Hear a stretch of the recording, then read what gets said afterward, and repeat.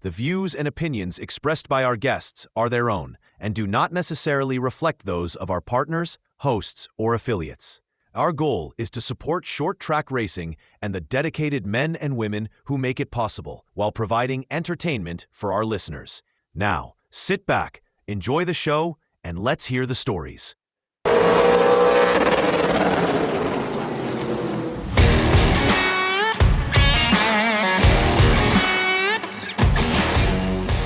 They said, one day you're going to wake up and realize that you spent your whole life with this racing deal. I mean, we'd have like $40,000, $45,000 in points money at the end of the year. Shit. But, and you haven't experienced anything else. Josh, I led that race till we got the white flag and Floyd Flocko spun me out on the last lap. No doubt. Sure did.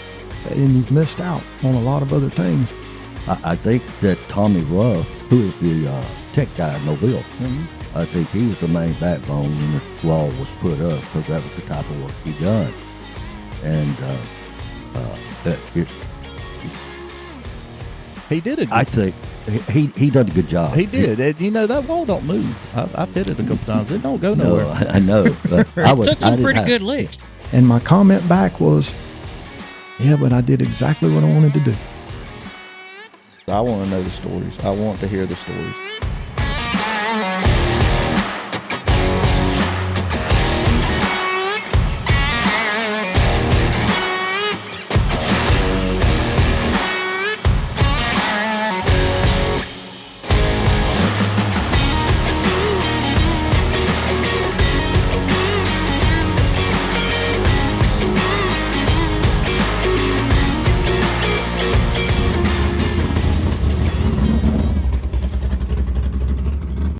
Hey guys, welcome back to the Short Track Shakedown, brought to you today by 5-Star Medicare and Blackwater Bookkeeping. I'm Josh Goodwin alongside Jake Moore. Jake, how are you, buddy? I'm doing pretty good today. That's great.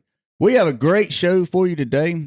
We have an interview with someone that has been a staple in the racing community for over 57 years and has worked at Five Flags for over 57 years, has been a track promoter as well, had a great tenure at Southern Raceway.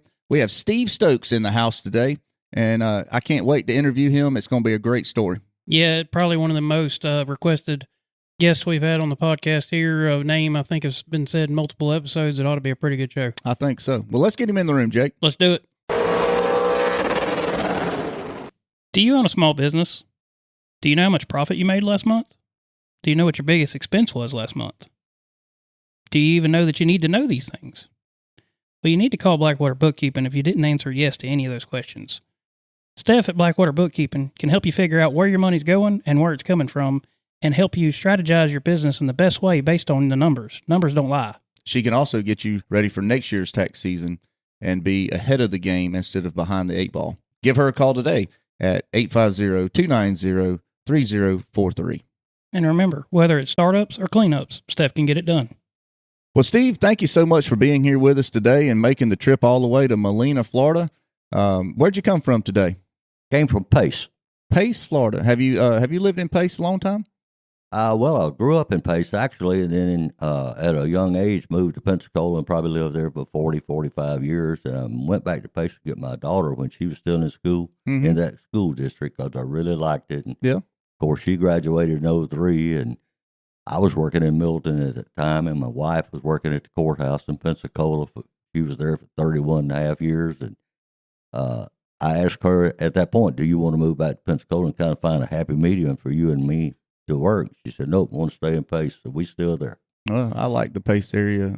I worked in Pace for a long time when I was a deputy, but it is a really nice area. It's grown a lot over the years, but it's... Tell me about it. There was a caution light where Walgreens is in Pace when I lived there. I never in a million years dreamed it'd be like this. Yeah. Now. There was a time, I've done a bunch of work in Pace. There was a time it was the most, the highest growing community in Florida. Right. Absolutely. Yeah, That's I a agree fact. that. Yeah, Jake, I agree you're with right. that. Well, I do thank you for sitting down with us. Believe it or not, you have been very requested to do this podcast. Your history in motorsports in this area is vast. We were talking before the show. You've been at Five Flags, just at Five Flags for 57 years. This is my 57th. So I really look forward to getting into your career. We'll kind of just dive off into it, Steve, where did you go to high school? Were you being a Pensacola native and growing up in this area and everything? Where'd you go to high school? I went to Pensacola High School. Okay. What year did you graduate? 69. 69. I hear you. Well, that's a Long time ago. not that long. Well, that is cool. So what, were you already in motorsports when you were in high school, or did you get into it after high school, or how did that kind of transition happen? I've been going to Flags Speedway since I was probably 5 years old. I had an uncle that he raced at the old Pensacola Motor Speedway. He used to be at Fairfield and Mobile Highway when I was a little boy. And I used to love going to watch him race, and he'd come get me and take me. And it just, I fell in love with cars at a young age. And, I always wanted to drive a race car from the time I was 5, 6, 7 years old. But I've always been a car buff, and I really can't answer that question. I just grew up loving cars.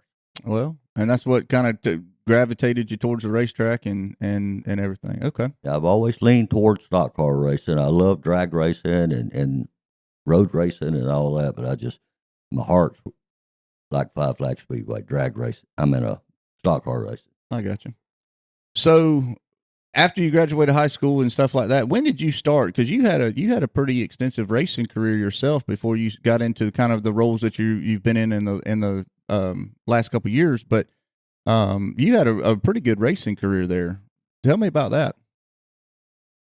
Well, I as I just said, I always wanted to drive a race car, but I had no experience. Nobody's going to put somebody with no experience in a car that they own and have to keep up and pay for and all that. And I was working at a place called University of Volkswagen, which was a VW dealership in Car City at that time, which is now Alan Turner's nice used car lot. Oh, okay. And my stepdad, he was the general manager there at that time. And they had a couple mechanics. The Mini Modifieds was racing at Five Flags. And this was in 76, I can tell you when it was. And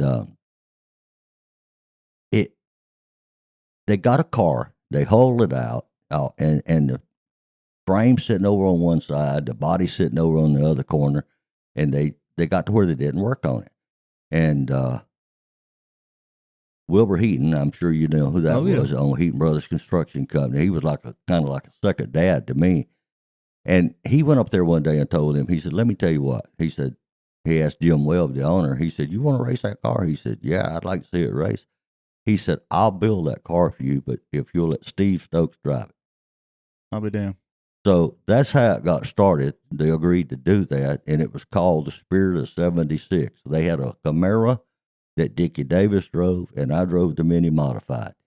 And that's where it all got started right there. And we done very well with that car right off the bat. So, we finished that car up at 11:30 on a Friday night and went to Mobile the next day, me with zero practice laps. We went to Mobile for the World 300, and I think there was like 31 Mini Modifieds there. Holy cow. And luckily, I guess, when Wilbur, he was racing then too, and he sat on the pole forever and ever and ever during qualifying, and I was second fastest qualifier. I said, "Oh my God." I said, never drove before? Never drove in my life. Holy cow, that's awesome. And that's impressive. Yeah. I said, if I start front row outside and spin out on the first lap, there's 29 cars behind me going to hit me. Yeah. I said, if one car would just out qualify me, I could start second row inside and see what Wilbur does. Mm-hmm. Well, there was 2 cars left to qualify. Tony and all out qualified me by like 1/100th of a second. Oh, wow. That was the huge relief off of me. So I started behind Wilbur, and the funny thing is we got the green flag. We come off of 2. I got up under Wilbur. I was almost side by side with him. We went off in turn 3. I backed out. I said, "Well, he built my car. I don't want to wreck him." Right. I had no clue. We come off of turn 4. I got under him again. I said, it backed out. Yeah. And he said, I said, "Well, if I get off 2 and get under him like that again, he better be looking, because I'm not backing out." Josh, I led that race till we got the white flag, and Floyd Plocko spun me out on the last lap. No doubt. Sure did. Come over here 2 weeks later in Snowball Derby, and the first 4 cars qualified just like they did in Mobile. Yeah. And led that race and let Terry Austin outfox me in traffic with about 2 to go. So Finished second at the Derby. finished second in the Derby. I'll be damned. But we had good luck in that car. It really had a good motor in it and everything. And then we sold that car, and I moved up to what our sportsman cars are today. Yeah. And driving the car for James Walker. So before we get into the next phase, that sportsman, just for the listener, explain what the mini modifieds were back then. That was in you said 76? That's when I started in 76. Yeah. So explain what those cars were back then. Well, they were Datsuns and Nissans and Volkswagens and Pintos, stuff like that. All 4-cylinder cars. They had a CC limit and stuff like that on them. But I mean, man, like I was just telling Jake a minute ago, my car that I drove for Wilbur Heaton weighed 1,100 and some pounds with me in it. I mean, you ran 90 miles an hour down the straightaways and 92 to corners. If you checked up, somebody's going to pass you. Yeah. So you had That's to go. strong. That's strong as acid right there. So those, that class hung around all the way up through the mid 80s and stuff like that. But what, and it was a very popular class. I mean, there was a lot, like you just said, I mean, there was 31 of them on any given night. What kind of happened to that class, and what was the demise of it? My opinion is, just like 98% of your classes, it just got totally out of hand, expense-wise. Yeah. And it started to dwindle. And I mean, good for him, good for me, but like Wilbur Heaton, for example, let's go back to him for just a second. Mm-hmm. He had mega dollars in the motor on that car. As a matter of fact, Donnie Brusso and I ran team cars for Wilbur for quite some time, and I mean, he had a ton of money in those cars. They should run good. Yeah. And the Austins and Waltrops and all those guys, same way. You know, they had a bunch of money in there. And it started out, it was a great class, really, really good class. But I mean, you're right. We'd have anywhere from 25 to 30 cars on every Friday night and run 15-lap features, and you started where you qualified. If you was fast qualifier, you started in the rear. Wow. With a quarter-second breakout time, so you can't sandbag qualified. You had to go. Right, yeah. And, I mean, we go off in turn 1 at the green flag with 5 wide sometimes. You had to go. You had 15 laps to get there. Yeah, you had to get it done quick. Got pretty exciting sometimes. Oh, I bet it did. Those things, so that class kind of phased out before I came along. I was born in 87. But I remember hearing stories about that class. They, right there towards the end, they ended up with wings on top of them and all kinds of stuff, didn't they? At some tracks, yeah.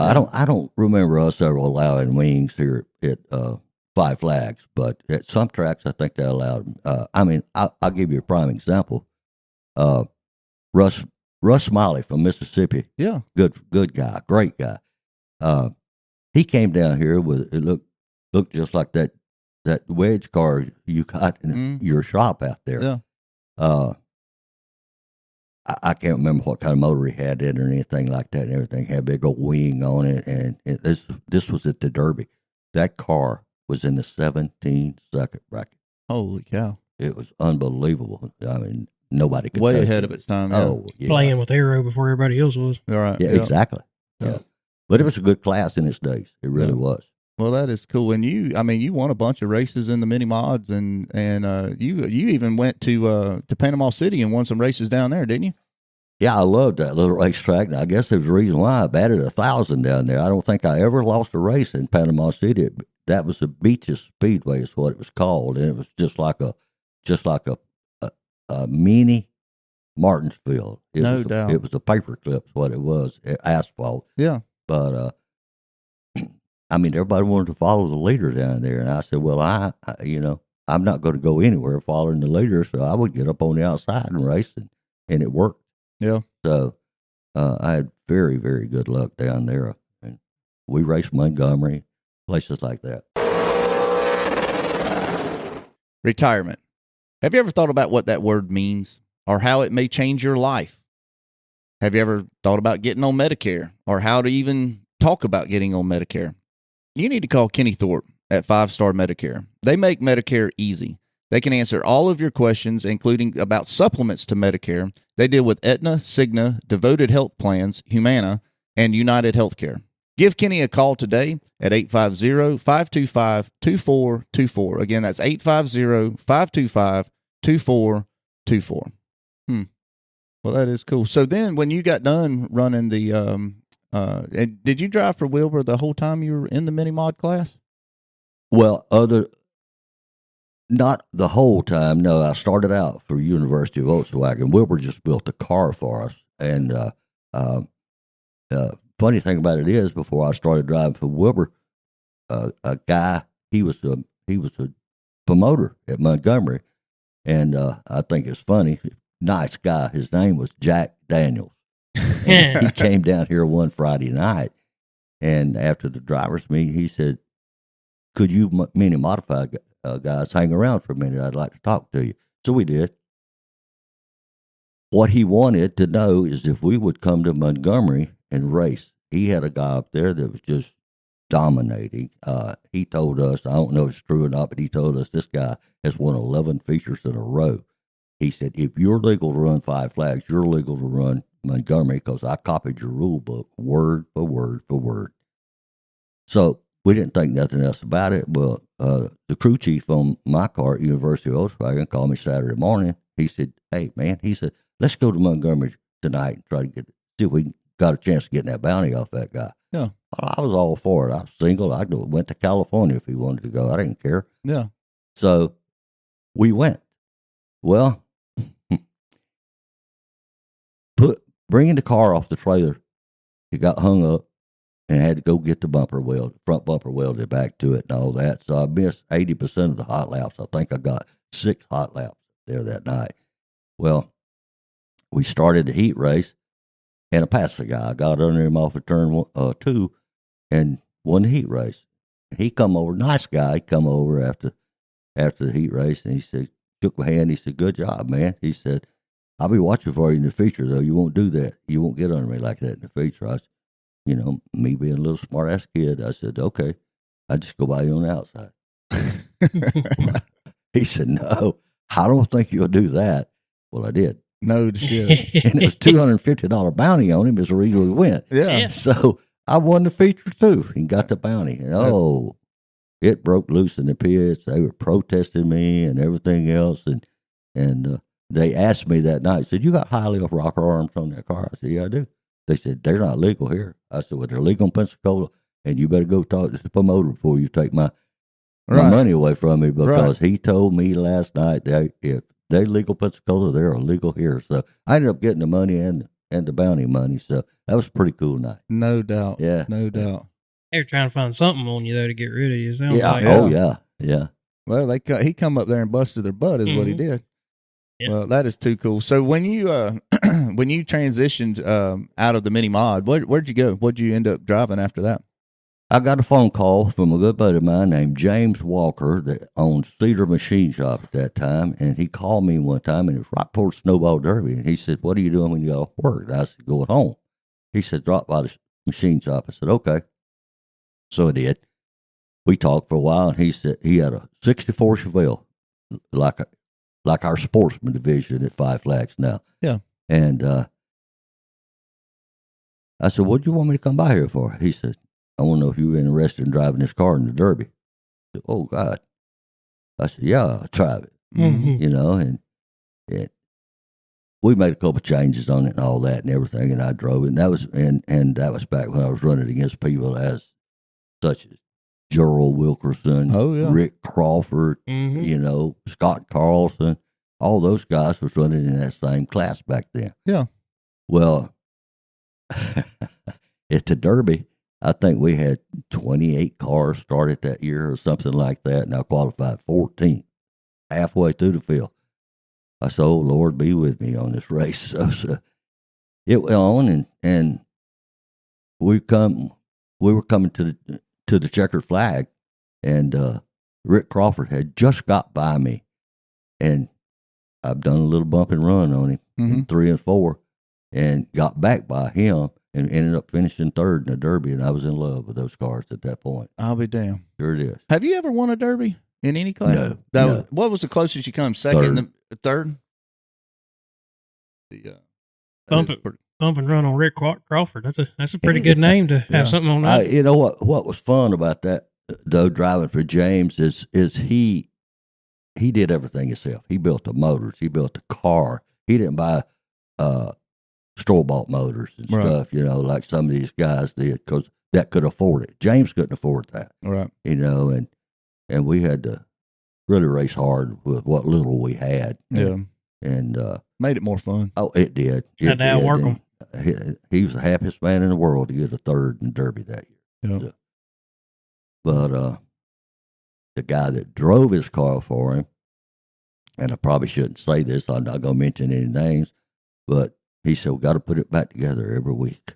Yeah. And it was one of those situations, and we just got lucky and had a good run. Yeah. First time out with it, so I ended up driving the car. I got you. How long did you drive that? Well, I started in 76, the mini modifieds, and raced till I was 83. I was driving the car out of Mobile that a guy named Rex Huckabee owned. He was the general manager of Bay Chevrolet over there, and his wife owned a fitness center. And as I told you before the show started, I had it made. I just saw this car on Friday nights. Never had to work on it or nothing. Man, that's a driver's dream right there. Yeah, you better believe it was. And good car. And lo and behold, never got a scratch on me in the 8 years I raced. Not one scratch. And lo and behold, if I didn't end my racing career by a severely broke leg playing co-ed softball. No doubt. What happened on that? Trying to keep from running over a girl. And I was going to jump over because she was down on her hands and knees trying to catch a ball, and I was going to hop over on the bag. Well, my left foot went up under the bag, and it popped my knee backwards, and I ended up with a steel plate and 7 screws and grafted bone out of my hip and all that. And holy cow. So I was out of commission for quite some time, almost a year.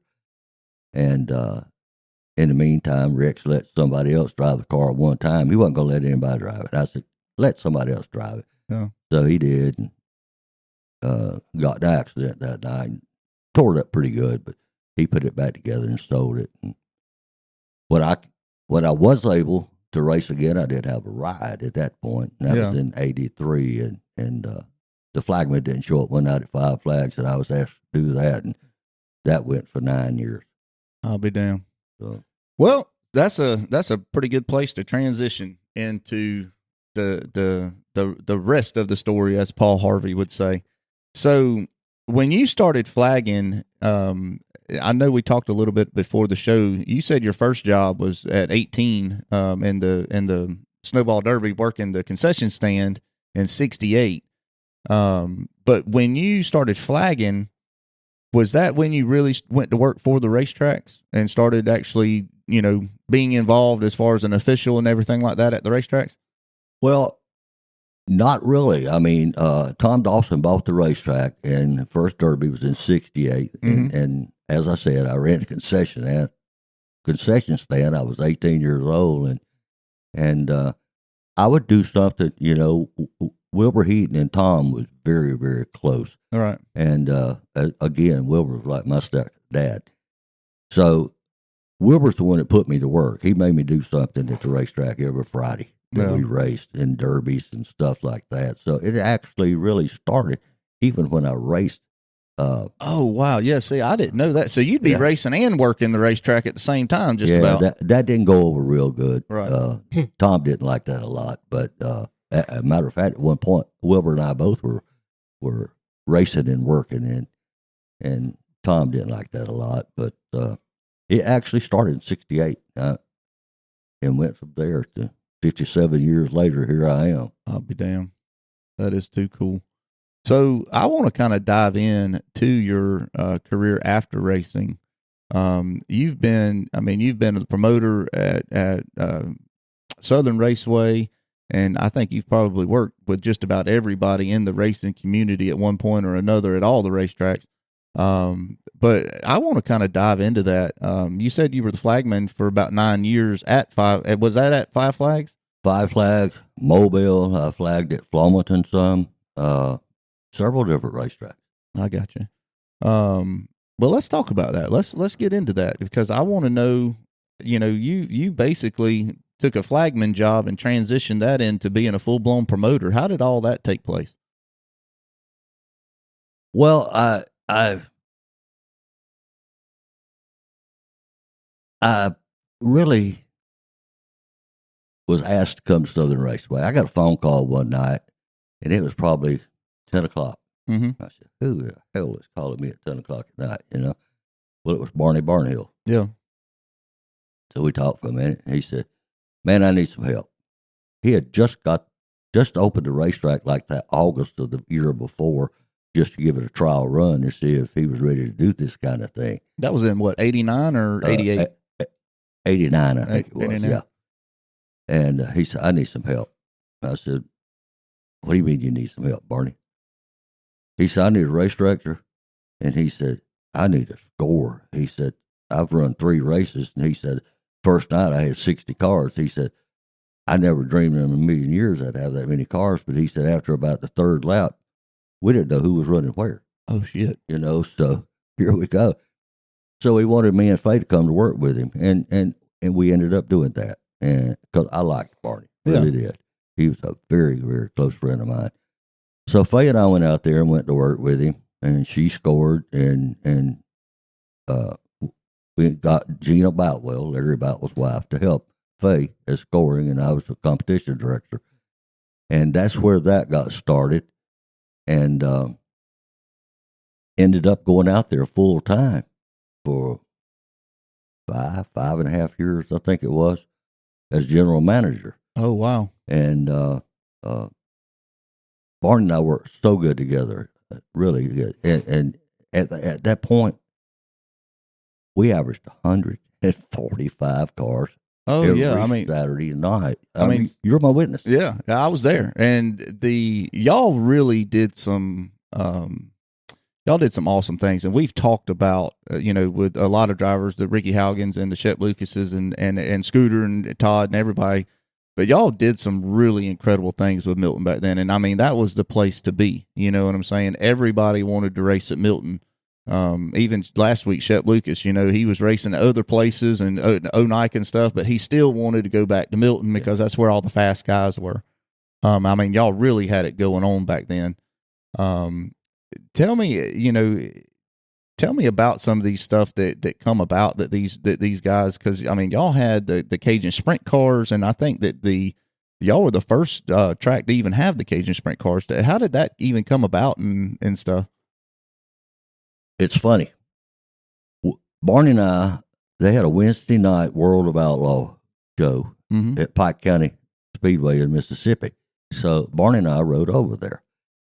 And we knew the guy that owned the racetrack, and he invited us up in the tower to watch the race and everything. So I had to run to the restroom. Mm-hmm.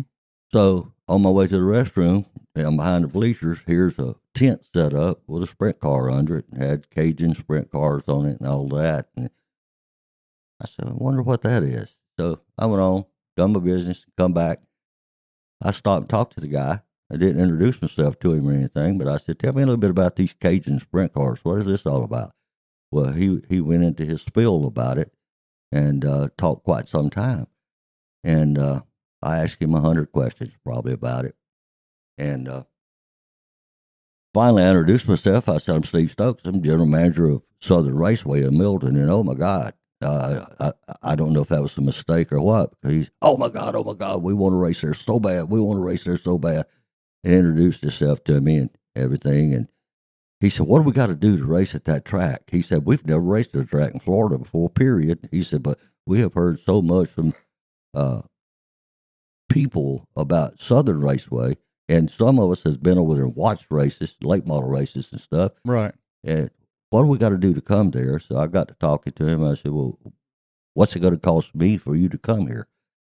And he told me what the purse structure was, how they did that, and all that and everything.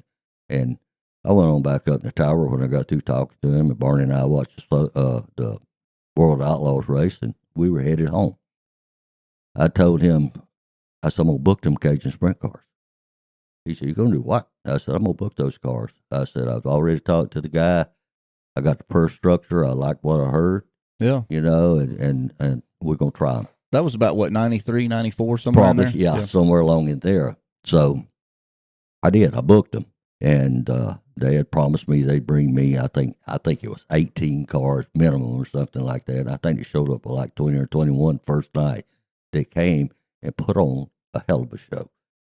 So were those, the Cajun sprint cars back then, were those 360 cars or were they full-on 410 cars? 360s were starters. Were they? Okay. Yeah. And so we booked them again, and 2 or 3 more times, you know, and it got to the point they just loved coming to Southern Raceway. We ended up with their season opener, their mid-season championship, and their season championship. Holy cow. That was our 3 races. It's funny, even today, and it's a crazy thing to some people, but sprint cars, they love Southern for some reason. I've talked to several sprint car drivers. They love that track, and I don't know why, but they do love it. They did. I know that. And it just, we ended up with their like I said, the 3 biggest races, races of the year for them, really. And I was invited to one of their banquets one year as guest speaker and all that. So that was pretty cool. I really liked that. But Cajun sprint cars done us well. Now, I will say this. I think, I might be wrong on this. It won't be the first time I've ever been wrong on something. Barney and I opinion on them, but let's run them 2 or 3 times a year. Keep the fans hungry for them. Yes, wanting more. Yeah, yep. Not once a month. That's pretty much what's going on now. Right. You know, and it gets stale. Exactly. I think you. Well, you lose your entertainment, your wow factor, I believe. Right. If the luster of it. You water the product down. If people see it too much, it's just another weekly show. You know what I mean? That's exactly right. And we considered 3 times a year enough. And we had a killer crowd every time we had them. And the other class that we had first dibs on getting them in the whole state of Florida was IMCA Modifieds. Mm-hmm. We that come around in what, 95, I believe. That's you're close. Yeah, you're close. Sid built that car, that first dirt car in 90. I think he actually built it in 94, 95, and then started racing it with Terry Smith, and then transitioned into other drivers and stuff like that, Scooter and Todd and Greg Galbraith and stuff. But I think 95. But so I really want to kind of dive into that because that kind of parlays into today's IMCA cars. How did that come about? How did y'all? Somebody told the story on the podcast that Richard Worsham showed up with a car or something like that. But how did that whole deal come about? I don't remember if Richard Worsham showed up with the car or not. That's been years ago. But IMCA, one of the head guys, called me one day at the racetrack and said they're interested in a track in Florida. Mm-hmm. And they're again like the Cajun sprint cars that never raced in a track in this state. So I got to talking back and forth with them and everything, and we decided to, Barney and I both decided to give it a try, and we announced it the year before we started them, and we said we're going to open the next season up with them and give them a try, see what we think. Well, we figured we'd have 3 or 4 cars. You know how a new class is when you first started. We had, I think, 9 the first night. I said, hey, this is pretty cool. I think this is going to be okay. What I liked about it, I think it's one of the best ways to police a class is a motor rule. Yes. Buyout rule. And claim rule, yeah. Exactly. Yeah. So that's that I liked about it. And we had good success with them. And it grew. It really grew. A lot of our guys changed classes and went to that modified division. I mean, I remember being a kid, and it was no big deal to have 20, 25, 30 modifieds on a Saturday night at Milton. And I mean, some of your best name drivers in this area have come out of that old IMCA class back then. Yeah, I mean, you got Curtis Galbert, Tom Galbert, you know, I mean, the list goes on Clayton, and on. Yeah, all of them. Yeah. You know, all the Galberts had IMCA cars back then. And like you said, Richard Worsham, all those guys. Yeah. Todd Jones, Scooter Gry. I mean, the Greg Hopkins, you know, come along a little later, but I mean, it was just, that was the class to be in back then. So I really thank you for doing that as the promoter and general manager back then, for bringing that class in. Because if y'all hadn't, we may not even have the IMCA class today. Well, that's true. And I love modifieds. Yeah. I love them. I think they're cool race cars, but even asphalt, dirt, either one. And, it was a big chance that we took, but it worked out real good. We ended up having a Winter National Series with them, and they wanted to race. They wore me out about after they leave Speed Week at Daytona, coming back through Milton and racing. I said, ain't going to happen.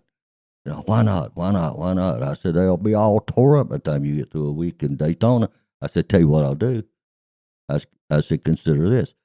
I will have a race with them, a 2-day show, Friday and Saturday show. I said, but it's going to be on your way down, not on your way home. So they agreed to do that. And the first one we had, I think we had right at 90 cars. Holy cow.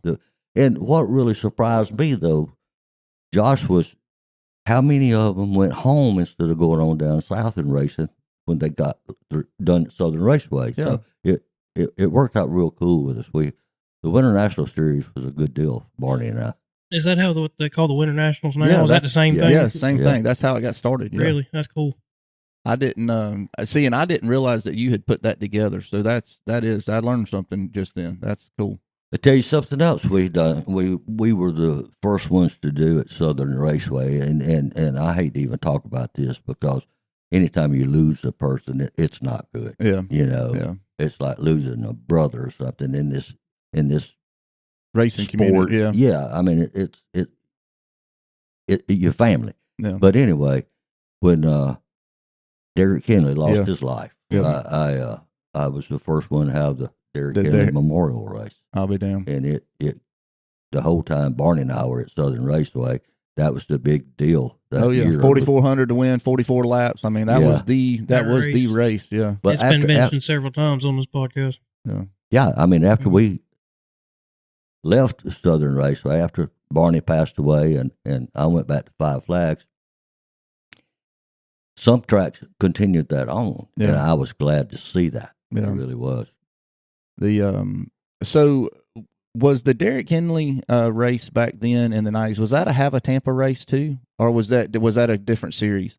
No, it was a Skull race. Okay. Skull Tobacco. Skull Bandit race? Yeah, it Danny Presnell, which was over all of that type of stuff, was Skull Tobacco Company, or U.S. Tobacco, I think it's called. But anyway, he was a major sponsor at Five Flags Speedway, and there was a different promoter there at that time, and I think they crossed wires. And about that time is when I was going to Southern Raceway, and I cornered him up and asked him, I said, if you do discontinue your promotionship with Five Flags Speedway, I said, I'd like to have you at Southern Raceway if you don't have a problem with dirt. He said, oh, absolutely not. So he ended up being my major sponsor of that race. Winter is over. Racing season is in full bloom, and hurricane season is only weeks away. Don't wait till Jim Cantori shows up on Pensacola Beach to make sure that your house is hurricane ready. You need to give Window World of Pensacola a call. We specialize in impact and non-impact rated windows, but our impact line is what you need for the upcoming hurricane season. Give us a call today at 850-484-9998 or come by the office at 10108 North Palafox Street. I'll be damned. That's cool. So how did the Have a Tampa stuff come about? Because, I mean, for our listener that we have a lot of young listeners too. So the Have a Tampa series was like the World Outlaws or like the Lucas Late Model series is today. Same car. Yeah, same stuff. It was just, it was the Have a Tampa series back then. And I mean, there was some huge names. I mean, Bloomquist and Moyer, and I mean, everybody run that Have a Freddie Tampa. Smith, all those guys. Yeah, I mean, everybody run that Have a Tampa series. But how did that come about and come to Milton? Jimmy Mostella smoked them big Have a Tampa cigars and all that and everything. He was the guy that originated that deal. And he came to Barney and I and talked to us 4 or 5 times, I guess, and he really wanted to race there, wanted to race. And we ended up agreeing and having a race, and it went over well, so we had several more. I'll be damned. That is too cool. So one thing I want to get in, and like I said, I mentioned this to you before we started the podcast, but, Southern Raceway over the years, and like I said, I grew up there. I remember the 93, 94, 95 season, being young and being there. And, I mean, the racing that was put on was it was really good stuff. I mean, it was good racing. And I wasn't one of those kids that, went to the playground or, did this or ran around with friends. I watched the races. I mean, that's why I wanted to go. That was me when I was a little kid. I wanted to watch the races, and I wanted to turn every lap that I could. But y'all had a fan base, and y'all created a fan base when that place first opened, and it still reigns true today. There's still people, and we call them Miltonites, but they're there every week. Come rain, sleet, snow, tidal wave, hurricane, tornado. They're going to come to that racetrack. What do you attribute that to, and how did y'all succeed in doing that? Well, several things. I think that one of the majority of things that had something to do with our fan base was as many cars as we. Yeah, I mean, 140, 150 cars a night. I mean, that's strong. Every Saturday night. Yeah. Now, I will say this, Josh. I'll say this to you and Jake. If Barney was still alive, and me and Barney went back to Southern Raceway this week, we'd never average 145 cars a week again. I think those days are gone. Yeah, that was definitely in the heyday of when it was. Yeah. It was in the heyday of racing. It was really in the heyday. But you got your faithful fans, and at that time, we were drawing fans from Fort Walton, to Mobile, right? And because Southern Raceway is in a great location. Oh, it really is. It really is. It's in the perfect location. And we were just fortunate enough. I don't think we did anything spectacular that some of your promoters nowadays, I think they're doing a good job out there. But it was just the right time. And we were lucky enough to be there at that time. So it seems like to me that Southern back in those days, I mean, that was like the hub for this area. You know what I mean? Like if you wanted to have any kind of cars at all at your racetrack, and you had to get on Southern's rules, you know what I mean? And y'all controlled the rules for this area for years and years. Well, true. That is true. One of the things, and I don't agree with this not one bit, but a lot of the other racetracks, like Deep South, it wasn't there. All right. At that time. You mainly had Flomaton and Baker at the time. That was it. Yeah. And at first we didn't have Baker, you know. But did y'all have any competition out of like Onika or Kinston like Shep Lucas was talking about? Well, at that point, Onika, it came along when I was there. And It had phased out though by like 96, okay. I think. Yeah, it was a good racetrack. Oh yeah, a really good racetrack. It just didn't last long. Yeah. What I didn't like, and I don't agree with the other tracks at that point. There again, we averaged a lot of cars, but we had a good points fund. Yeah. Payoff at the end of the year at our banquet and everything. But what I done at that point, Josh and Jake, is I mean, we'd have like $40,000, $45,000 in a points fund at the end of the year. Shit. But how I done that was, and I had a total different bank account for this particular thing. Every tire sold through us at Southern Raceway, $2 went to the points fund every time. Yeah. Every pit pass that was sold, $2 went into that. Well, when you have that many people, every Saturday night, and that many cars and stuff like that, entry fee.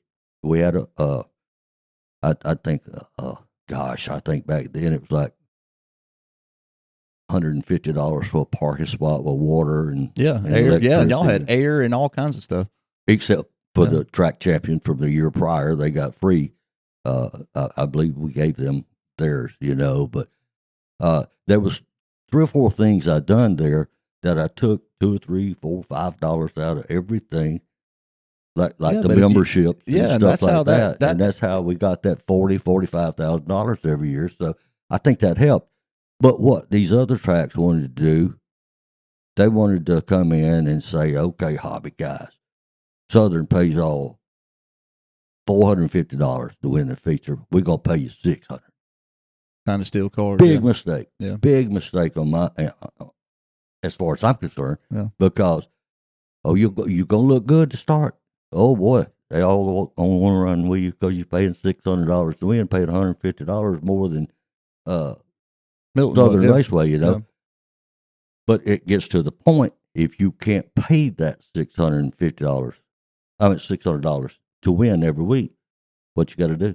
All right. You got to back it up. All right. Drivers don't like that. Right. They don't like you dropping the money on them at all. So it always come back on our favor, when stuff like that would happen. And something else too, I can tell you right now, and I can say the same thing for Tim Bryan at Flags Speedway. Hats off to him. They never cut a purse. I was just getting ready to say that. So I think that, and it's detrimental to the class and to the racetrack. But everybody that races works their ass off to get there every week. I know the amount of time that I spend to get my stuff ready, the amount of time that he spends to get his stuff ready, this, that, whatever. It is not my fault if I show up and there's only 7 cars or 6 cars. You know what I mean? I've done my job. You know what I mean? Yeah. And true. To me, if you start cutting the purse, you kill the class, because the drivers have no incentive to get their stuff ready to come and support you once you start cutting their purse. You know what I mean? And it goes back to an integrity thing, as far as my opinion goes, as far as the racetrack goes. If a racetrack advertises, I'm going to pay $800 to win, then they should pay $800 to win. Absolutely. I don't 100%. care if one car shows up, they advertised that that's what they need to do. And that's just my personal opinion. But I know that, talking to drivers over the years and stuff, that was a big thing. And even when we brought back IMCA in 2015, we paid the advertised purse every time. We never cut it to 80%, whatever. And that's why I think that's one of the reasons why that class grew the way it did, is because you, as a driver, you're guaranteed. I know if I show up, I'm going to get paid, and I think that that's huge. That's true. That's true. You can't back up a purse. Right. I mean, if you say you're going to pay $600 to win a feature for the hobby class, you better pay that $600, because if you don't, they're going to quit coming. That's exactly right. And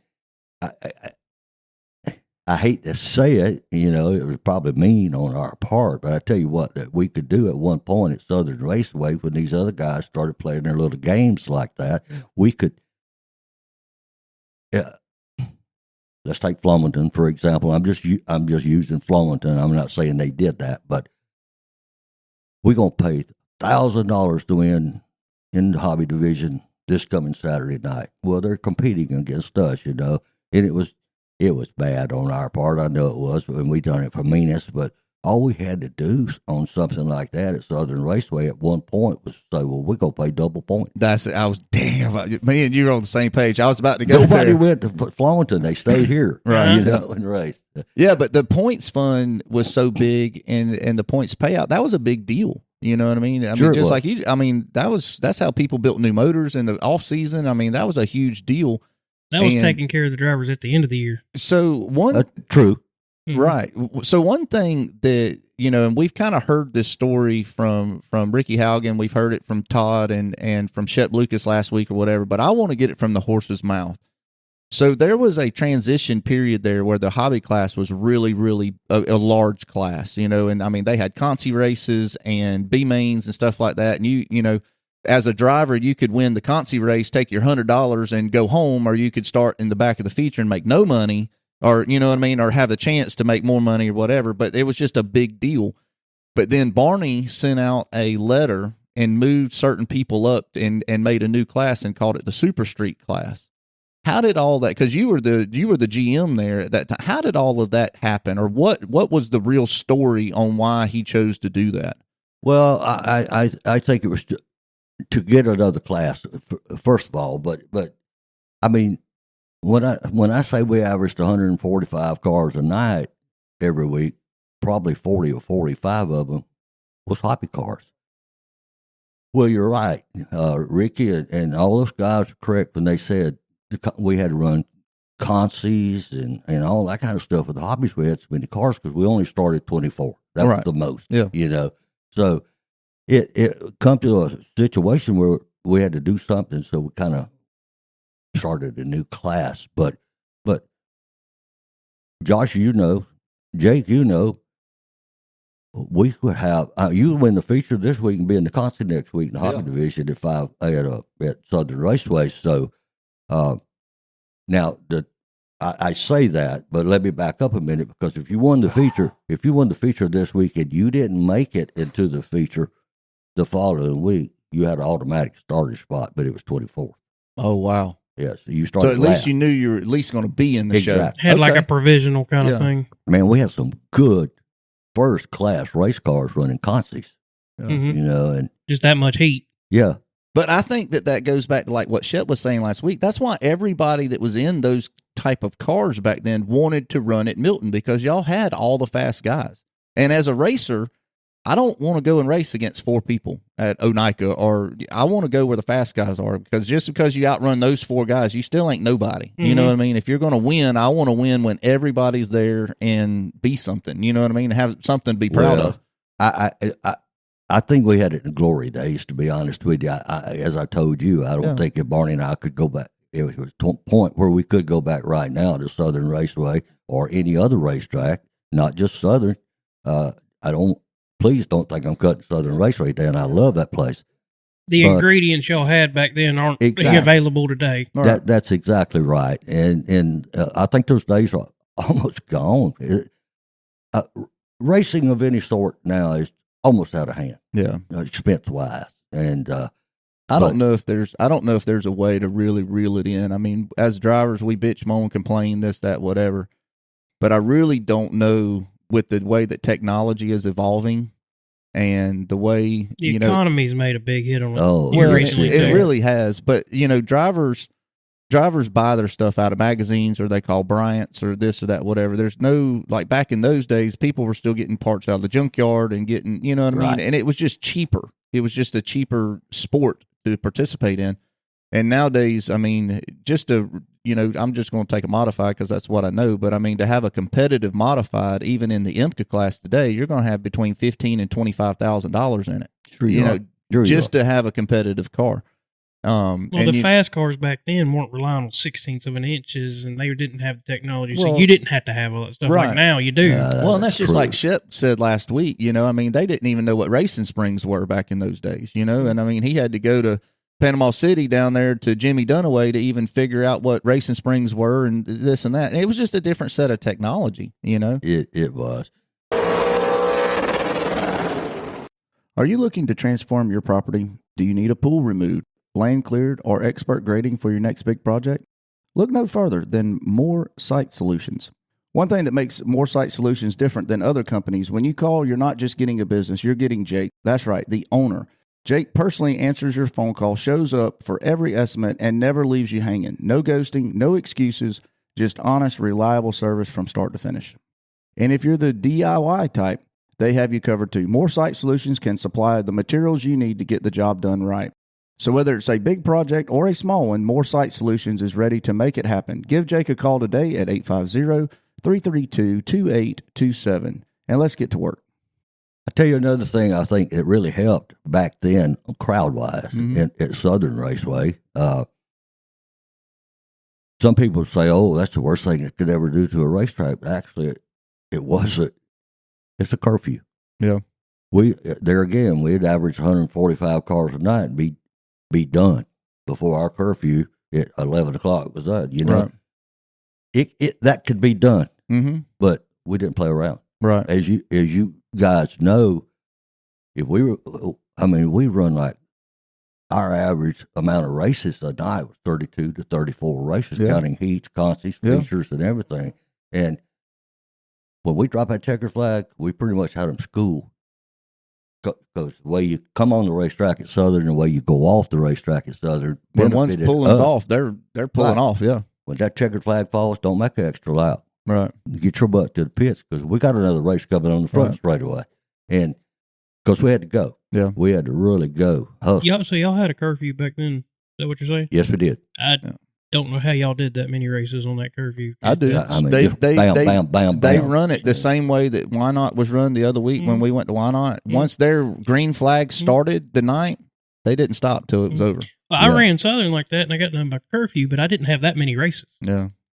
Well, you had to go. I think we had a couple nights a year that we got a little leeway there. Yeah. You know, 4th of July night. Yeah, exactly. Yeah. Fireworks. Yeah, fireworks night. And rain or something like that. But y'all put on some of the best fireworks shows, by the way, as being from a kid standpoint. that was all Barney. Wasn't? He was a licensed pyrotechnician. I called him a pyromaniac. But he loved that stuff. He loved it as much as he did racing. And he's done some big shows. I remember being as a kid and you just sit there in awe. I mean, it was incredible, and it was a long show. I mean, and it may not have been that long, but as a kid, it seemed like it lasted 15, 20 minutes. Oh, I tell you, he done a fantastic job at that, and it just got bigger and bigger and bigger. About blew out of hand for him, because it did. I mean, he had the city of Milton and people, downtown Pensacola Beach, stuff like that, wanting him to do a fireworks show for him. But, oh, my God, there's no doubt in the world. That was our biggest night of the year. They were parking down on 87 to come to that thing. Yeah. But that was his heart. That's where his heart was. A lot of times when I was out there, I ran the racetrack and he ran the fireworks side of it, Right. But he and Barney wasn't a salesman and stuff like that. He was a worker. Yeah. I done the selling and then promoting and getting these new classes in and stuff like that. That was my job. Just like when I first went out there, he didn't have the first sign at that racetrack. He said, Barney, why the hell would you have a sign at this racetrack? I ain't had time to sell them. I don't know how to do that and all that.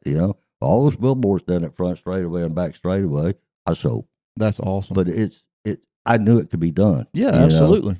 And I worked on it. That was my job, so that worked out real good. But like I said, in 2004, my like a brother's buddy, Tim Bryant, came back to me and he said, I need some help. So I was not going to tell Tim no. Yeah. So much for the retirement, for Faye and I, and we're still there because we love Pat and Tim with a passion. They're like brothers and sisters. And it's just, like I said, it's not that I don't still love it with a passion. I'm just getting tired. I'm getting old. I'm 75 years old. Right. But it's I'm not saying that if I left today that I wouldn't still go to the races on Friday nights. Right. But I love it with a passion. But it's just I can't hardly find it in my heart to tell Tim, man, I'm tired. I'm ready to go. But something you said before this show ever started was it's hard to find a young person that wants to do it. That is 100% true. Jake, you know that. Oh yeah. You can't find young kids anymore that wants to do what I love doing. You love. We can hardly find young kids to race. Yeah. I know. You got to find somebody that's got the same passion and the same level of intensity because and love for the sport. Right. It takes a certain level of intensity. I think so too. To do what y'all do, you know what I mean? To be a promoter of a racetrack. Thankless job. And it really is, and you're the first one to get cussed out on Friday nights and this and that. Yeah. And it really is. It's a thankless job. But before we move in, because we're going to talk about Five Flags quite extensively, and I want to hit on the TV shows and stuff like that you did. But I do want to ask you about one more class from when I was a kid, the Thunder Trucks that come along in the mid '90s. How did that come about, and where did that come from? Are you talking about Southern? Yeah, probably the biggest. I would say more than likely, the person that banged on us the most to start racing trucks at Southern Raceway was Robbie Bailey. Okay. All right. He wanted that class so bad and everything that it worked out real good. Yeah, And, I mean, it was an awesome class yes, back then. yes, it was it one was. of my favorite classes. The only thing I did, me and Barney kind of disagreed on that a little bit. I thought he should. I thought that we should let him run aftermarket bodies because they were running the 70 models Chevrolet and Ford bodies and all that, and they were metal bodies and everything. Those They were hard to things were find. Hard to find, buddy. Real hard to find. So that's the only thing that I didn't like about the truck class, that I felt like they should have been able to run those bodies. But the class itself was really good. I mean, it was basically the hobby rules, and correct me if I'm wrong, it was basically the hobby rules, but just using a truck frame. Pretty much. Okay. Yeah. Can't imagine them bodies being easy to beat out either, because that's steel. No, Them yeah. trucks, those- that's oh, real yeah. steel. And what those things were, I mean, they were the 68 or 67 through 72 Chevrolet trucks with the truck arms and stuff. A lot of those trucks were those. That And was when they then- built real trucks. Yeah, Right, I mean, exactly. Yeah, with the truck arm Exactly. stuff, and a lot of them had the old box Chevy, the 80s model Chevrolet, the square body trucks. Mhm. A lot of them were those, and those had a different rear suspension and stuff in them. But I mean, they really were they were awesome class back in the day. Yeah, it sure was. And they were boats. I mean, they were full size trucks. I mean, this wasn't S10s or stuff like. I Oh, mean, no, this they're full full-size. size trucks. And they Yeah. put on a show. I mean, Ironically, correct me if I'm wrong, that's probably the closest thing to a NASCAR Cup car there was back then. As far as weight and probably, suspension, with the truck arm stuff, yeah. Yeah. But all right, well, I was just curious on that, of how that Thunder Truck class came about. Because, like I said, it was one of my favorite classes when I was a kid. I always loved to watch the trucks race. And Robbie, he was the king of that class. I mean, he was something else, man. He's actually one of the ones that we've lost that I would love to have an opportunity to sit down and interview. Oh, You know what I mean? I tell you what, you're so right on that. What I'd give would be able to sit down right now and interview Robbie Bailey or Curtis Galbert. Yep. And just because, man, I don't think that we've had an episode so far that Curtis hasn't been mentioned at some point or another. I mean, he was just He was a badass behind the wheel of the Oh, race yeah. cars. All Yeah. I got to say, he There's could drive no- anything. right. So, all right. So I want to kind of transition. You said you left Southern in 2004, and you were going to retire. You and Miss Faye were going to That was our retire. intention. Right. And then Tim called and wanted you to help him out at Five Flags. Tell me about that transition and going back to Five Flags, being an official there. Well, even when I was at Southern Raceway, I still worked Five Flags on Friday nights and snowballs and stuff like that. And so I was still a part of it, really. But when Tim come along and asked me would I help him out, there's the word no. I didn't know that word Right. when it come to Tim Bryant. He was such a great friend of mine and everything, and I've known him for years. I mean, I was working at Arco Automotive when the Bryants bought the racing product from them, Okay. All right. and so it was something new, Mhm. and probably most anybody that had got Southern Raceway other than Tim had come to me and asked me. I said, "No, man, we're gonna retire. Right. Faye and I are retired. Right. We're done." But I couldn't tell Tim. Right. And I never thought I'd be there this long, even with Tim. But I am, and I love him to death. I love racing, so I'm still there. But that's how it transpired. Just He wanted to help out. Yeah, he originally, got the racetrack in a lease deal Yeah. with option to buy, which he did. Right. And as far as I'm concerned, he's done a hell of a job at that racetrack. Right. He's a hard worker. Tim works himself to death sometimes out there, but that's what it takes. Yeah. You got to have that That's what it passion takes. and that intensity and that drive to do it. Anybody that thinks promoting a racetrack is an easy job, I know people's asked me, "What do you do out there during the week?" They're clueless what goes on. That's a hard job, promoting a racetrack, and back to what you said a while ago. I mean, crowd wise, the drivers, everybody else, when you're the promoter, I don't care what call you make or do or anything like that. Most of the time, you're going to make 10 happy and piss 10 off. Right. Yeah, you can't make everybody happy all the time. That's true, but I think Tim has done a tremendous job of Flags Speedway, and especially Snowball Derby. Yeah. Oh, the Derby has definitely grown since the Bryants. The Derby speaks for itself. Yeah. That whole family, Tim, Randy, Mr. and Miss Bryant, and all of them, Kyle, everybody, they just good, down to earth people. All right. I have nothing bad to say about them. Yeah. The Derby, and while we're just on the subject, I'd like to commend them because that's a heck of an operation. All the logistics that go into the Derby. I know we've kind of touched on this, but that I can't imagine taking something like that on. It's a lot. It's mind blowing. Mm-hmm. It really is mind blowing. That people think that the Snowball is a 4-day show.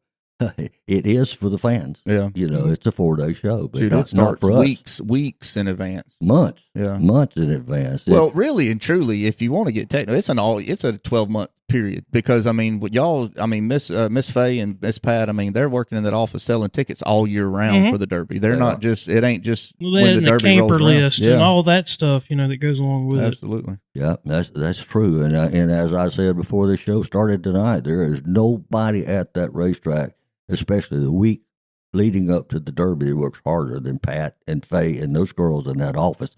It's like a swinging door. It never stops. The phone never stops. And there again, you're gonna have some that gets upset every now and then. But I can honestly say at the Snowball Derby, 90% of the people that come are just fantastic. They're just so nice and everything. But and I'm not saying the girls get that hard a time at the Snowball, but it's the prime example. Faye and Pat, they're the last two to leave the racetrack every single night because they have their closing up to do. Yep. With the money and stuff like that, and got to be back in that office at 7:00 the next morning. Faye and Pat stays at that racetrack from like Wednesday through Monday. Yeah. At the Derby, they don't come home. Right. They stay there in a camper. So I wouldn't want to be those girls. No, I would not want that job at all. At all. So when you went to work with Five Flags, what all have you done out there as far as your official capacity since you've been there in 2004? Oh boy. Well, like I said, I ran a concession stand my first year there, and I've raced, and I've flagged. I've been the competition director for several years out there on different occasions, with different promoters. Yeah. I've been through a lot of promoters at Five Flags. Yeah. But drove the pace car. Have you got to drive the pace car for the Derby? Oh, yeah. Have you really? Oh, yeah. I bet you that's a pretty good time. I drove the pace car for All Pro for several years. Oh, no doubt. Bob Harmon had. Yeah. No doubt. But, oh, yeah. It was fun. But we had I got to tell this story. It was real funny. Make it short and sweet. But back when Bill Coy and Jerry Law, they had the racetrack. Yeah. Randy Coy wanted to drive the pace car. And I was driving it back at that point. And I don't know if you guys remember this, but years and years ago, you came in off of Pine Forest Road. You came straight to turn one. Mm-hmm. And that's where you bought your tickets and everything to get in. We had an Enduro. They paid $10,000 to win. Oh, yeah, this is on my list. I'm glad we're talking about this. Like 163 cars, I think it was, started this race. Freezing cold. Damn. Oh, my God, it was cold. And misting all day long. Red Farmer, Ray Putnam, Reed Hellett, all those guys were in this race, too. Yeah, I'm paid $10,000 to win. Yeah. I can't remember if Jerry Lawley won that one or not. But anyway, I know he won one of those big ones like that. But we very seldom used a pace car. We had a blocker car that if somebody was dead in the water on the racetrack and it was a dangerous situation, we had a big old hoopsie station wagon with like a push bumper on the front. Oh, it went all the way around the car. Oh, wow. All the way around, and Scott Carlson drove it. And he'd go out there during the race and push them off, out of the harm's way. Well, when something like that happened, we would throw a caution, you know, to try to get everybody in safety, in a safer place. But every time we restarted it, they were close to me. I mean, when that pace car went, they went. And it had missed it enough and all that right at that pit road down there where you paid to get in. There was a big old mud puddle. Mm-hmm. Well, Randy was riding in the pace car with me that day, and man, I want to drive. So there was a lot of people out at the highway pulled off, you know, kind of watching the race too. One of our restarts, Ray Putnam and Red Farmer was on the front row in 2 Monte Carlos. And boy, when I pegged it, they pegged it. And they wasn't a foot off of my bumper. And I'm running probably 70 miles an hour down the front straightaway. I never touched a breaker. They just got me. Yeah. We kind of got airborne when we went off the racetrack. And we landed right in that mud puddle. Damn. And I'm running so fast. I swear to you, I had to spin the car out to keep them going to Pine Forest Road. Yeah. You know, it's so funny because people on the side of the highway, they were all cheering and clapping and all that and everything.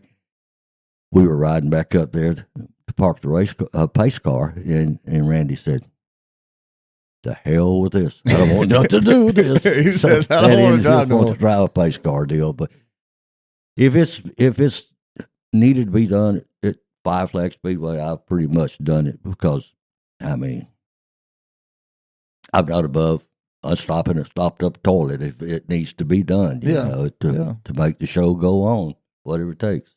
Well, and that's the kind of people that we got to have at the racetrack is whatever. That's the kind of people it's hard to find anymore. Yeah, absolutely. Absolutely. I want to back up just a second. So going back to that enduro racing, just for the listener that didn't know, because I wasn't around Five Flags back then.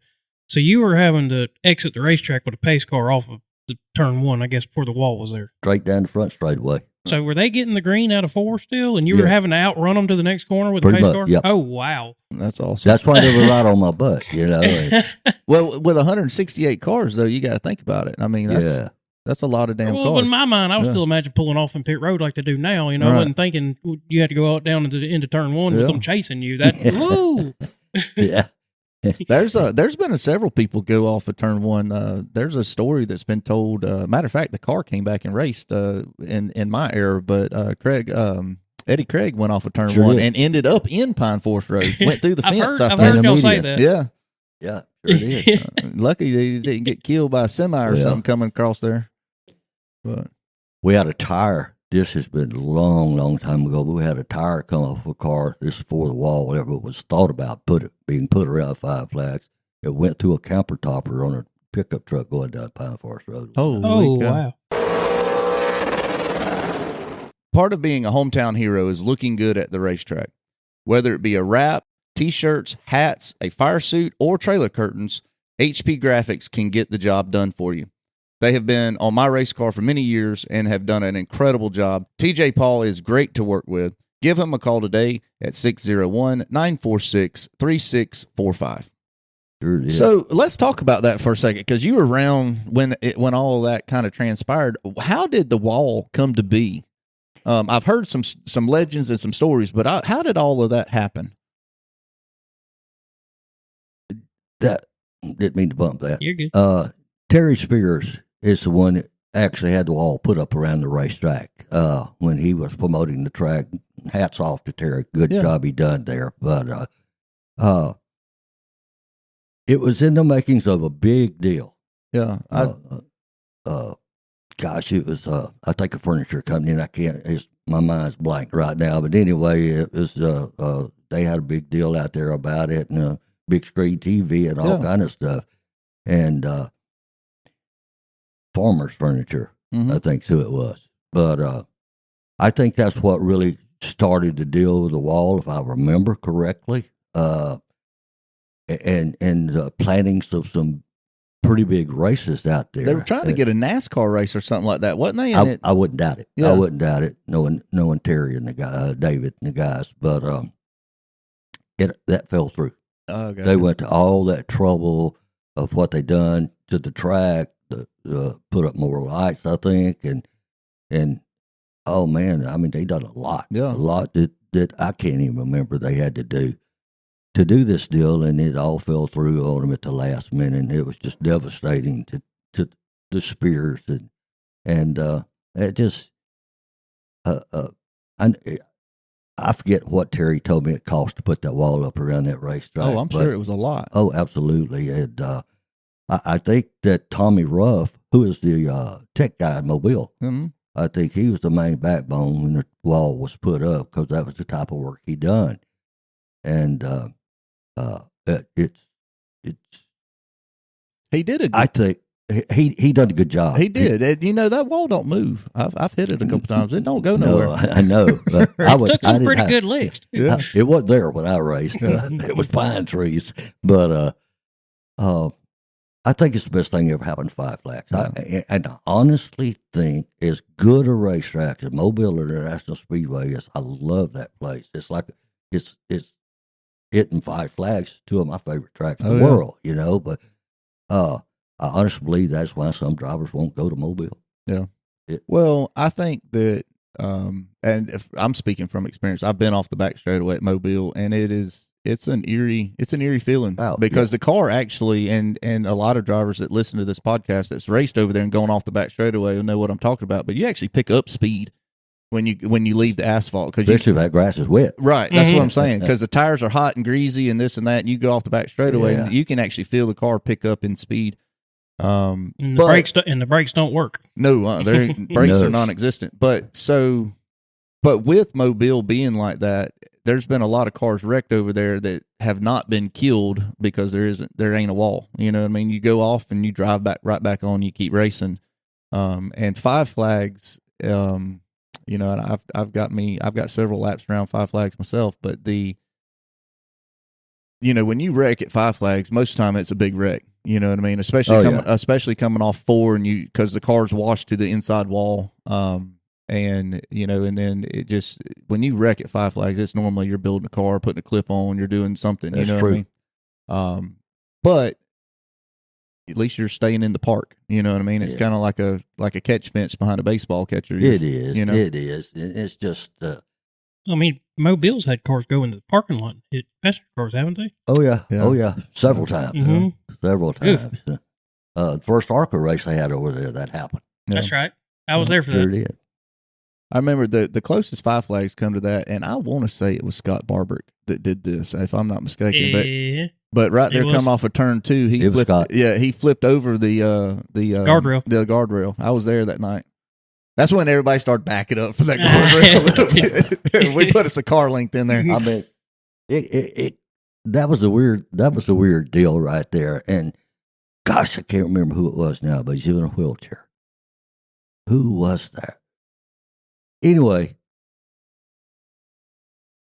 he's sitting in a wheelchair, and Scott rolls over the guardrail. Mm-hmm. And Josh, I am not lying to you, that car was laying on its side, closer from here to that wall right there. Yep. The guy in the wheelchair. Mm-hmm. Yep. That scared us to death. Yeah, really did. So that kind of brings up another question. Out of all the 57 years that you've been at the racetrack, what do you think the worst wreck you've seen in your tenure there? And I know you've seen a bunch of them, just about all of them, but what do you think the worst wreck was?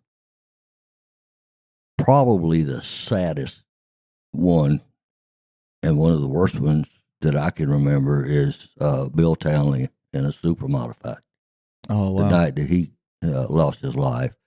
That was off the turn 3, off the back straightaway, wasn't it? Off turn 2. Off the turn 2. Yeah, he hit that dirt embankment out there. Yep. The injectors on the car hung wide open, they tell me. But he was driving a late model car back then for a man named Ellis Armstrong that owned Arco Automotive Products down on Navy Boulevard where I worked. Yeah. And that's where I was when the Bryants bought the racing products from us. But the night before that in Mobile, Mr. Armstrong, he begged him not to drive that car because they were having so much trouble with it and everything. And the night he got killed here at Pensacola, they pushed him around and around and around the quarter mile before they ever got it cranked. He almost missed the race, almost too late for it. Damn. But he was driving and doing a really, really good job in Mr. Armstrong's late model car for him. And Mr. Armstrong said, please don't drive that car, Bill. Please don't drive that car. But he was hell-bent. He was going to drive it, and he did. Yeah. Darned if he didn't lose his life. And that was almost to the end of Armstrong's racing period at that time. They kind of, I thought they was going to totally lose their desire in racing, but they didn't. But it was a bad night. And then I guess when Jay Catcher lost his life, that was a bad day. Yeah. But I've been very fortunate in my tenure at Five Flags. I've never, I thank the good Lord for it, and safety advancements and stuff. We've never seen somebody lose their life since I've been racing there. The two worst wrecks I could think of is that 38 truck that kid in turn one when he hit Halo first. Yeah. And then with Justin Bonnet, that was probably the two worst wrecks I've seen, Yeah. Who was the guy that modified the throttle hung at the wall and it burst into flames? Man, he was out of Louisiana. Well, Billy Melvin got hurt pretty good in that red 16 car a couple years ago. Is that the one you're talking about? The one I'm talking about, the modified race of the Derby, his throttle hung. He hit the outside wall in 1 and 2, and it burst into flames. Oh, yeah. The throttle hung wide open. And the bad part that I believe that was the race that night that Ed Brown and the guys ran out there to him because he was knocked out at that point. And as they were shooting the fire extinguishers down in there trying to put the fire out, somebody on the outside of the fence shot off a fire extinguisher right in Ed and all of them's face. Oh, man. And it like blinding them all, But I cannot remember that guy's name. I think he was from Louisiana, Frankie Martin, something like that. But that was a bad scene. That was a scary scene. But I think probably the scariest scene that I witnessed in the last several years at Five Flags Speedway is the one that Josh was just talking about with a young man in that truck. That was I would have given you a nickel for that boy's life. I was standing on pit road when that one happened. I saw it happen. Yeah, that happened right in front of us. That one, and I was standing on the quarter mile right there in between 3 and 4 the night that Justin in that Snowflake 100 race, and you could feel the heat off of that fire. You know what I mean? Yeah. It was incredible. I was outside of turn 2 that night when that happened because of all the big rigs in the pits. You have blind spots from the race director does from the tower. So I said, well, I'm going outside of turn 2 and I'm going to spot 1 and 2 in the back. They couldn't see halfway down the back straightaway. So all I saw was the white car go across the ball of fire, So what is your official capacity or title now? I mean, do you do that from time to time, just stand around and call the balls and strikes and kind of do that, or what are you doing now? Pretty much whatever they need, I guess you'd say in the pits. I know you ride around on that scooter. I got to know how many miles are on that scooter because you've probably put 1 million miles on that thing. I bought it new in 09. Mm-hmm. The Thursday before the snowball. I said, I'm tired of walking. Right.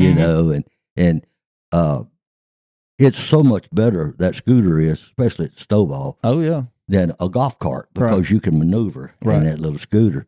But it's got 2,300 and something miles on it now. I just looked at it this past week, and I guarantee you 2,000 of them's been put on at the pit area at Five Flags Speedway. Holy cow. It's saved me 1 million steps. Oh, yeah. Well, if we ever put a museum at Five Flags, that scooter needs to be in it. 100%. Yeah, that's getting in there. Man, I tell you, they blow motors. I'll get a push broom and a pull behind that scooter. Yeah. Spread that oil dry. It's whatever it takes to do.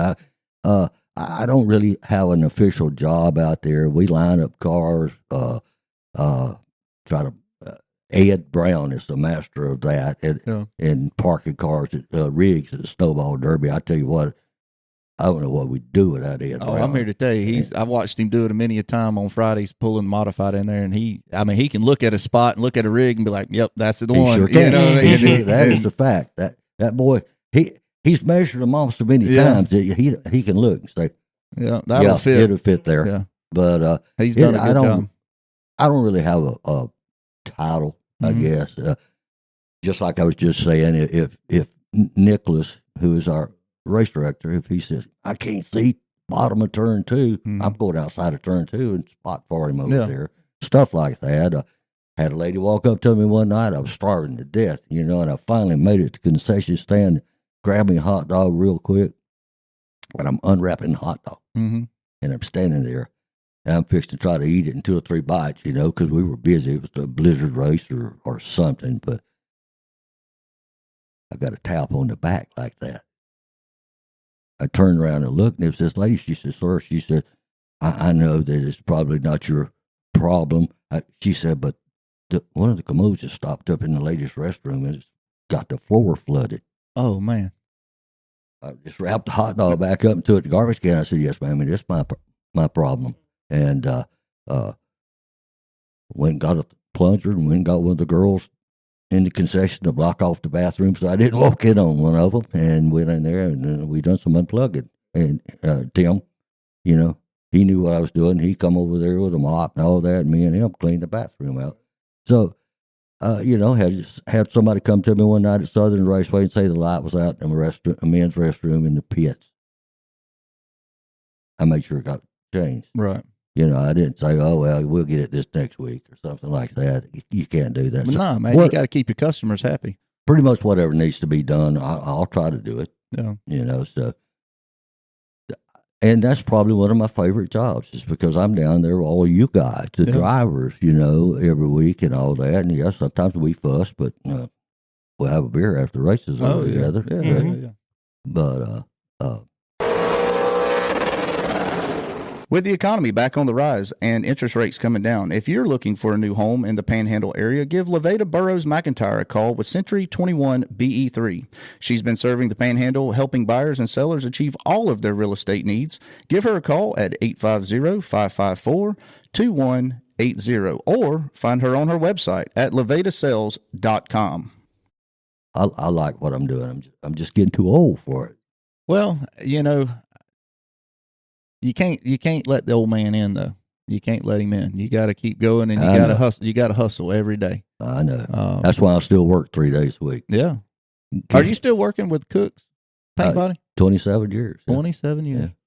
Yeah. So, I kind of we'll kind of end the show like this, and because there's another area that you've done over the years that I really want to hit on, and it's partly on what inspired this or whatever, but you've had quite the extensive racing talk show, kind of like what we're doing here. And then I know that you and Tim are still doing the In the Groove podcast today. Talk to me about that and how that kind of came about. And I know that when you first started, you was on Blab TV and everything, but tell me how you got into that and how you got into kind of doing the show, kind of like what we're doing here. It's just something that I thought I wanted to do back then. I didn't think that some of these racetracks was getting enough coverage that they deserved. And I had the opportunity to start a TV show, and we did. And it was a local TV station. It wasn't nothing national or nothing like that. But I started doing one and called it, one of them was called Gulf Coast Motorsports, and I covered dirt, asphalt, drag racing, all that around here. My main problem with that show was trying to get the promoters to send me information on who won what. You can't cover every track every week. Right. Please send me some information. I'll talk about your racetrack. And that was the biggest problem. But that I done that for several years. Mm-hmm. I really did, and enjoyed doing it. And then I finally gave that up. And no more than when I gave it up, here comes Tim wanting to, hey, let's do one on just 5 flags. And I said, okay, I'll help you. So we did, and we done that with the Blab TV downtown Pensacola. And at that point, we were covering, I believe it was 500,000 households. Oh, wow. At that time. We covered from like Castleberry, Alabama to West Mobile, and all that. So, that's impressive numbers. Yeah, Blab TV back in the day, it was good. Yeah. Yeah. And we thoroughly enjoyed doing that, but and we done it for several years. And it got a little expensive and all that, but it was still very enjoyable, and it was a live call-in show. People would call and ask questions, and we would answer them, but you'd have to screen your phone calls because sometimes you get some jerks Oh, that yeah. wanted to call in and say nasty things on TV. Right. But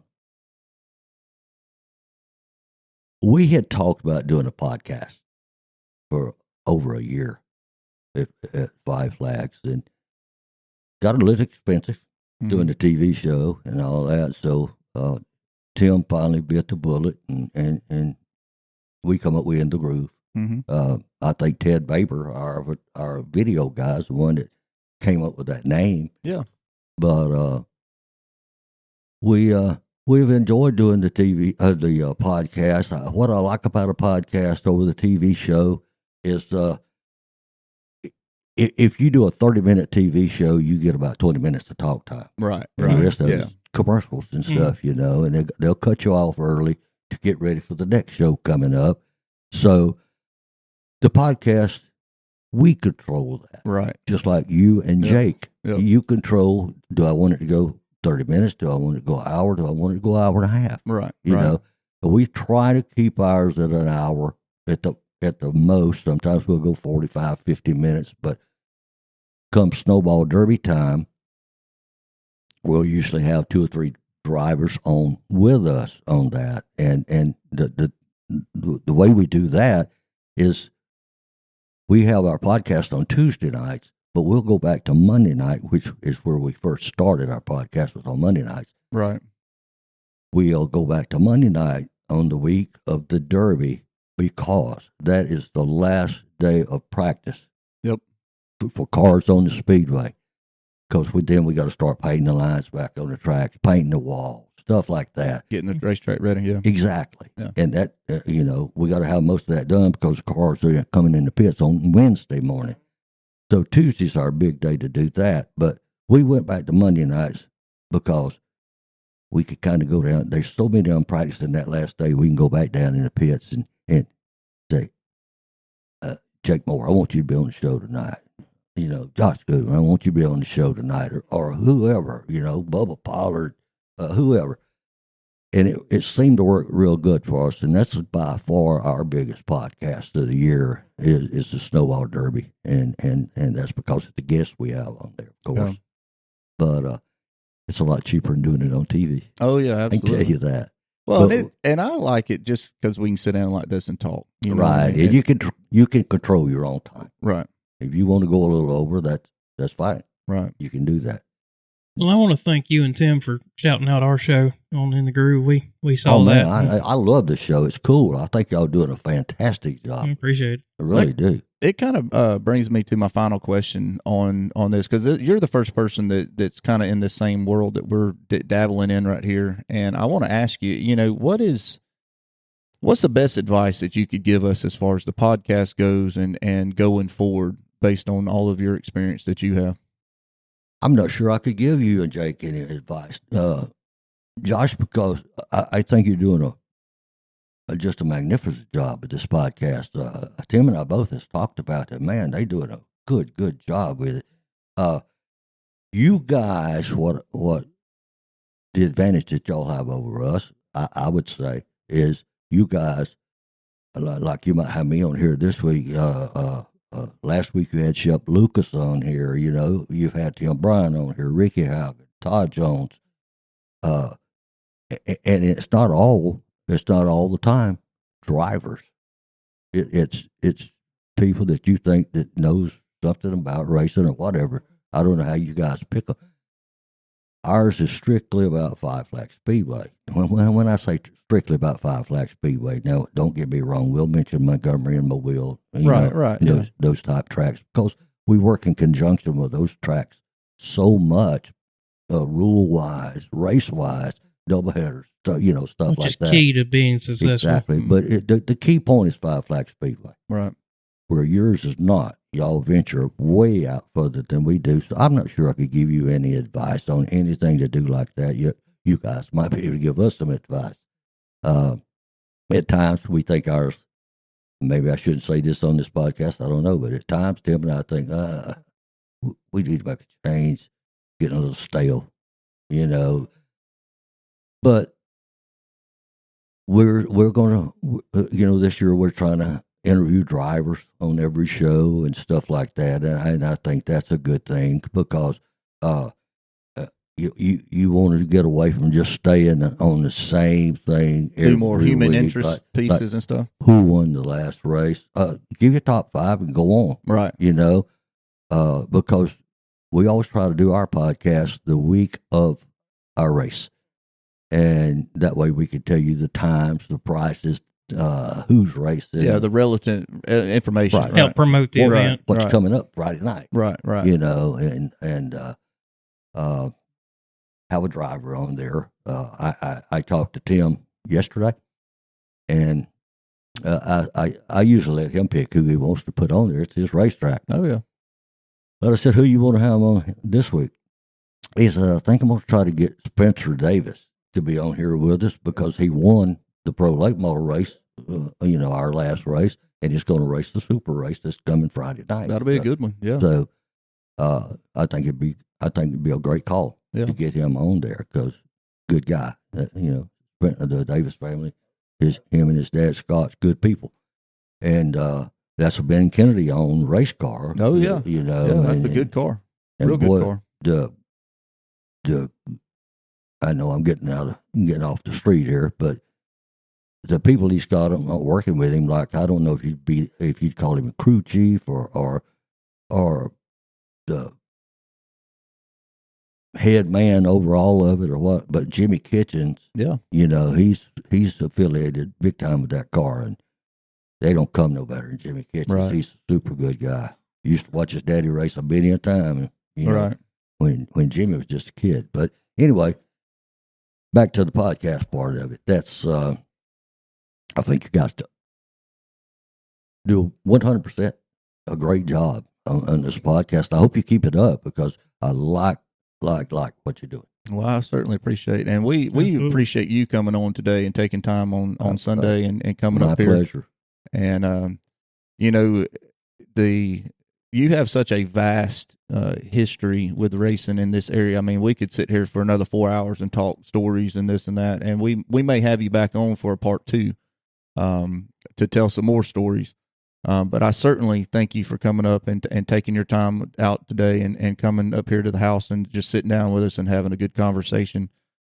Is there anything that we missed or that we need to that pops out in your brain? Not as I think of. I mean, I can't think of anything right offhand. If I do, if we ever have a part 2, then I'll write it down. There we go. Yeah, but I enjoyed it with you and Jake. Had a very good time. We certainly do appreciate it. Jake, you got anything else? Yeah, I want to thank you for everything you've done for local racing throughout the years. Thank you, it wouldn't be what it is without you. I'm 100% confident in that. Well, it's not just one person. I can tell you that it takes a crew. I agree, but I just know you had a good influence on it. So done a lot of good things. Mm-hmm. I feel like I've done my part. Yeah, and I just need a younger person to take my place. Right. But I will never say that I would leave Tim Bryant shorthanded if I quit today and he called me Friday night and said, "Man, I need some help tonight." I'd be right there to help. Oh yeah, 100%. And he knows that too. Yeah. Just want to thank our sponsors too: 5-Star Medicare, Blackwater Bookkeeping, Moresight Solutions, HB Graphics, One to World, and Levada Burrow Century 21. Without them, this podcast would not be possible. Absolutely, we had the same boat. We only got a couple, and that's one of them. Sunoco, yeah. That's Hank right. Thomas Performance, our Sunoco fuel dealer, and Wheeling Engineering. Yeah, with their lights and safety equipment and stuff like that. So I did notice that they changed out the lights at Five Flags. Those things are badass too. Mm-hmm. Yeah. Those things really are. Those are way better than way the old, past due. Oh yeah, Mm-hmm. way better than the old stoplights. Mm-hmm. So. Well, Steve, we do appreciate you so much for coming up today, and Jake, thank you for being here. And that is episode 23 in the books. Thank you. This has been a production of the Short Track Media Group, LLC. Any unauthorized recording, reproduction, or distribution without express written consent from the Short Track Media Group, LLC is strictly prohibited and will result in legal action.